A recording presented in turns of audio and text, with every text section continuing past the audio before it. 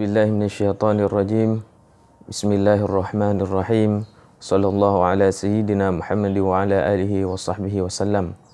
Allahumma 'allimna ma yanfa'una wanfa'na bima 'allamtana wa zidna 'ilman.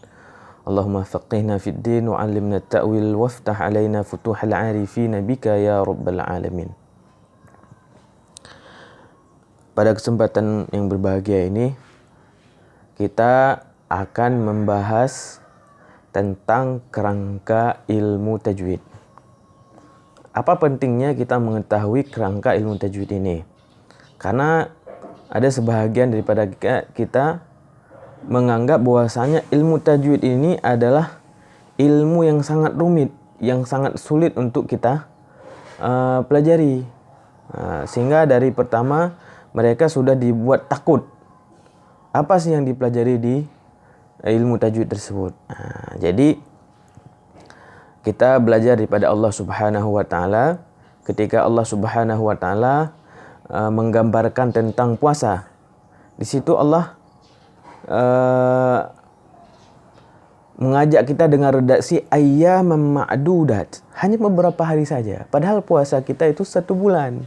Tapi kenapa Allah Subhanahu wa taala mengajak kita dengan bahasa ayyaman ma'dudat, hanya beberapa? Untuk apa? Untuk membuat kesan bagi kita bahwasanya berpuasa itu tidaklah berat, hanya beberapa hari saja. Begitu juga dengan ilmu tajwid. Kita perlu mengambil gambaran terlebih dahulu apa sih sebenarnya yang dipelajari oleh ilmu tajwid, sehingga kita termotivasi untuk mempelajari dan ilmu tajwid ini tidak terkesan sesuatu yang menakutkan. Baik, secara umum ilmu tajwid itu hanya mempelajari 3 hal ini. Secara umum, ini apa yang saya sampaikan ini, saya mengambil metode pengajaran salah satu guru saya, Syekh Said Harun, yang beliau beberapa waktu yang lalu sudah mengunjungi kita di Aceh. Mungkin ada daripada guru-guru kita yang mempunyai metode yang lain. Silahkan, semuanya itu benar. Jadi gambaran secara umum, ilmu tajwid itu hanya mempelajari 3 bahagian saja. Yang pertama, huruf secara tunggal. Yang kedua, huruf apabila ia tersusun. Selanjutnya, huruf apabila diwakafkan. Nah, yang pertama, huruf tunggal. Maknanya huruf tersebut dia masih berdiri sendiri, dia tidak ada campur tangan, dia tidak ada urusannya dengan huruf yang lain. Maka di situ kita mempelajari 2 hal, makhraj dan sifat.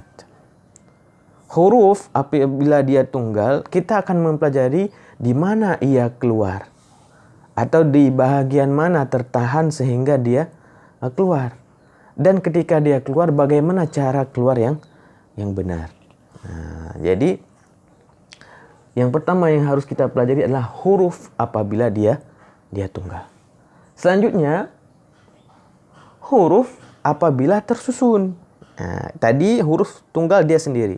Selanjutnya, huruf apabila dia telah bertemu dengan huruf yang lain, atau dia sudah tersusun beberapa huruf sudah menjadi kata, dan kata tersebut berjumpa dengan kata-kata yang lain sehingga dia sudah tersusun.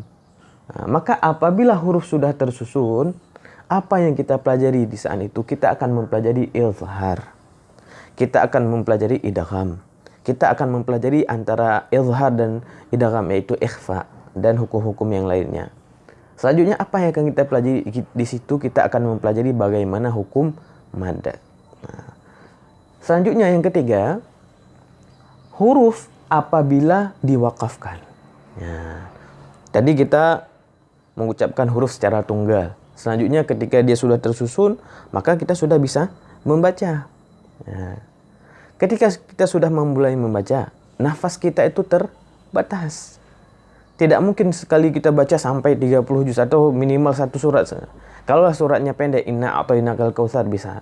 Atau surat-surat yang pendek, beberapa ayat, bisa. Maka ketika kita sudah mulai membaca Al-Quran, pastinya kita akan berhenti.